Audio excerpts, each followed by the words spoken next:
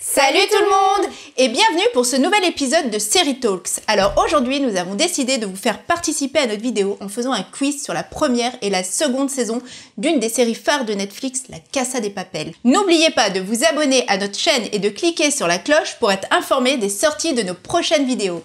Et pour jouer avec nous, c'est simple. Les questions de niveau 1 valent 1 point, celles de niveau 2, 2 points et celles de niveau 3, 3 points. À la fin de la vidéo, il vous suffira de faire la somme de vos points pour connaître vos connaissances sur cette excellente série. Alors, c'est bon pour vous? Vous êtes prêts? Alors, la compétition peut commencer.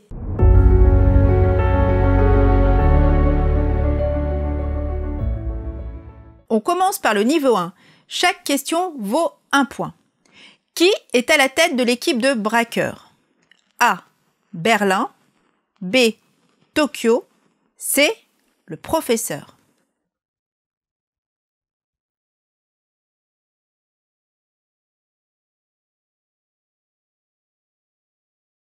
Réponse C. Le professeur. De son vrai nom, Sergio Marquina, le professeur est appelé ainsi pour son intelligence et sa capacité à prévoir toutes les situations possibles.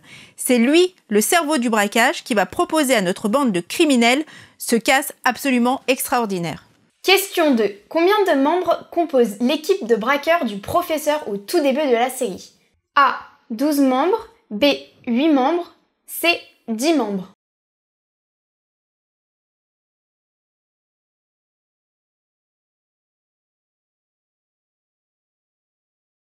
Bon, là c'est facile. La réponse est B. 8 membres.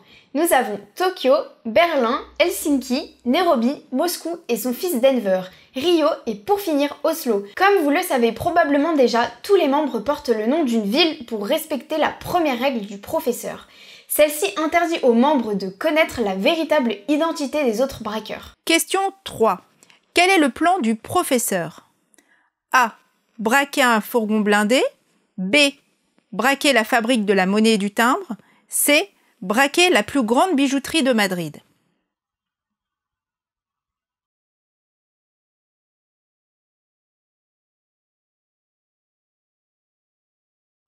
Réponse B. Braquer la fabrique de la monnaie et du timbre. L'ambitieux plan du professeur consiste à braquer la fabrique nationale de la monnaie et du timbre afin d'imprimer des billets intraçables en moins de 11 jours. Il est d'ailleurs très important pour lui de ne voler personne. Son idée est simple, ils vont imprimer et voler des billets tout neufs. Il considère son plan comme une victoire sur le système capitaliste qui ne fait qu'imprimer de l'argent virtuel. Question 4. Quel masque portent les braqueurs et les otages pendant ce casse du siècle? A. Un masque de Mickey. B. Un masque de Batman. C. Un masque de Dali.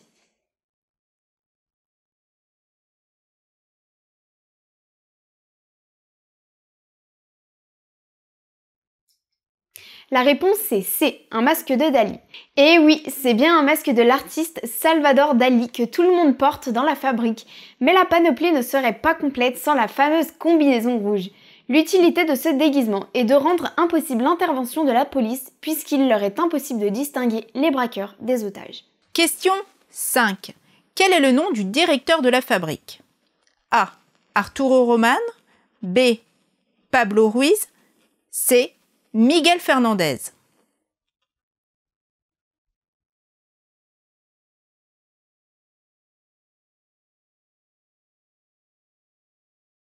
La réponse est A. Arturo Roman. Très vite surnommé Arturito par les braqueurs, il aurait cette capacité incroyable à nous apparaître antipathique et à avoir un petit côté agaçant sûrement dû à sa lâcheté habituelle. Maintenant, nous arrivons au niveau 2. Chaque bonne réponse vaut 2 points. Question 6. Quel est le lien de parenté d'Helsinki et d'Oslo? A. Cousin. B. Meilleur ami. C. Frère jumeau.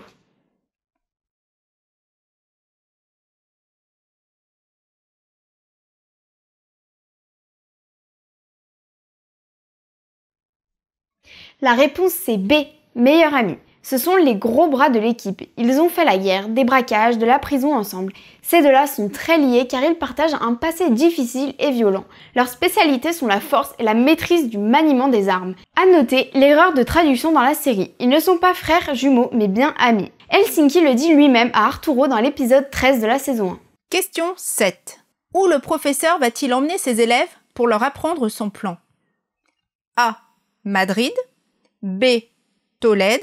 C. Séville.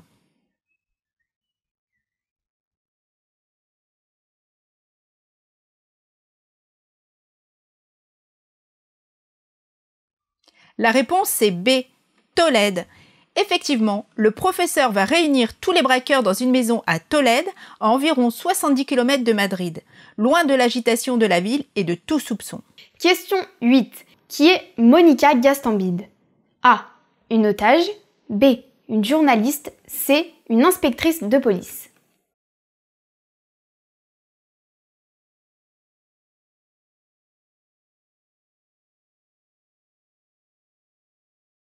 La réponse c'est A, une otage. Mais Monica Gastambide n'est pas que la secrétaire du directeur Arturo Roman, elle est aussi sa maîtresse et la mère de son futur enfant.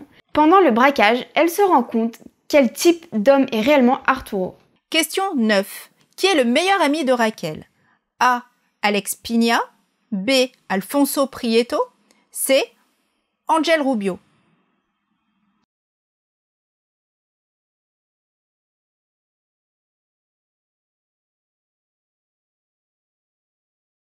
La réponse est C. Angel Rubio. Il est inspecteur de police adjoint qui, comme son prénom l'indique, joue le rôle d'ange gardien auprès de Raquel, surtout quand sa haute hiérarchie plutôt machiste essaie par tous les moyens de l'humilier pour avoir osé porter plainte pour violence conjugale à l'encontre de son ex-mari Alberto. Question 10. Comment Raquel surnomme le professeur? A. Salva. B. Kike. C. Pépé.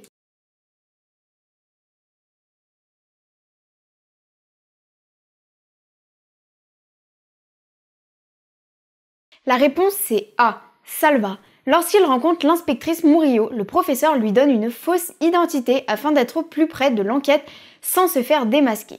Pour Raquel, Salvador Martin deviendra très vite Salva. Nous voici arrivés au niveau 3. Attention, à partir de maintenant, chaque bonne réponse vaut 3 points. Question 11. Quelle actrice joue le rôle de Tokyo? A. Esther Acebo. B. Alba Flores. C. Ursula Corbero.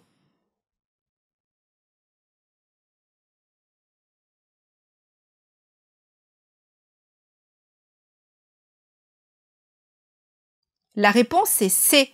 Ursula Corbero. C'est une actrice espagnole âgée de 30 ans qui interprète Tokyo. Grâce à sa personnalité et sa plastique parfaite, elle a su conquérir le cœur de millions de téléspectateurs. Question 12. De quelle maladie est atteint Berlin? A. Cancer des os. B. La myopathie de Helmer. C. La maladie de Crohn.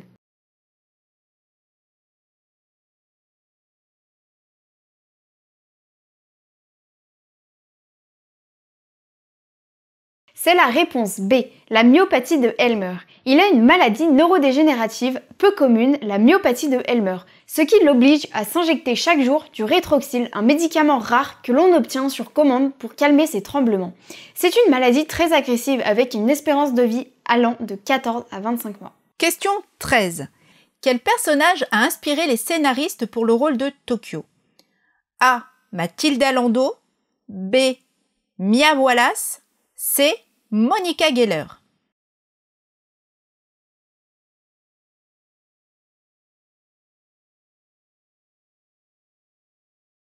La réponse est A. Mathilda Lando. La bomba muy caliente du groupe avec sa coupe à franges est directement inspirée du personnage de Nathalie Portman dans Léon de Luc Besson. C'est Tokyo qui en voix off accompagne et éclaire le spectateur tout au long de la série. Question 14. Pourquoi Tokyo s'appelle Tokyo? A. Parce que le réalisateur adore y manger des sushis. B. Parce que c'est la capitale préférée de l'actrice. C. Parce que Alex Pina, le créateur de la série, portait un t-shirt avec Tokyo écrit dessus.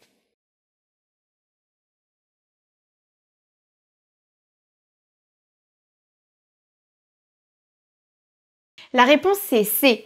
Et oui, petite anecdote, c'est en voyant le t-shirt d'Alex Pina que le réalisateur Jésus Colménard a eu l'idée de donner des noms de villes à chaque braqueur. Question 15. Comment s'appelle le bar où se retrouvent Raquel et Salva? A. Le Shanghai. B. Le Pékin. C. Le Hanoï.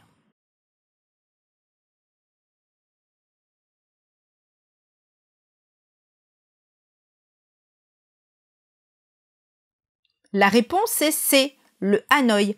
Et oui, il va devenir le lieu de rencontre habituel entre le professeur et l'inspectrice Murillo. Question 16. Savez-vous quel personnage parmi les braqueurs a failli ne pas apparaître dans la série? A. Berlin. B. Nairobi. C. Denver.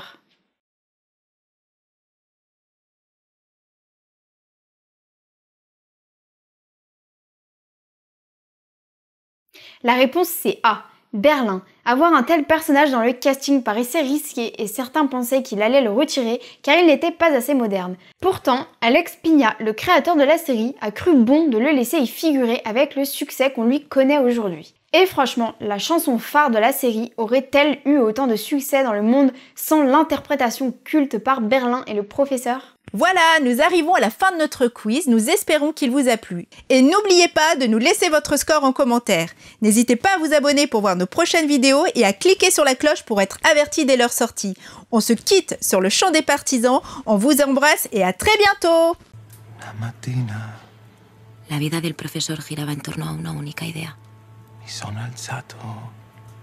Resistencia. Bella ciao, bella ciao.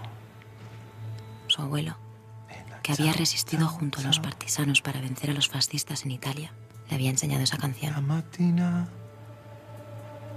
Y luego él mi sono alzato nos la enseñó a nosotros. e ho trovato l'invasor. Oh partigiano, porta Porta mi mi via. via. Oh bella ciao, Bella ciao, bella ciao, ciao, ciao, partigiano, portami via. e mi sento di morire.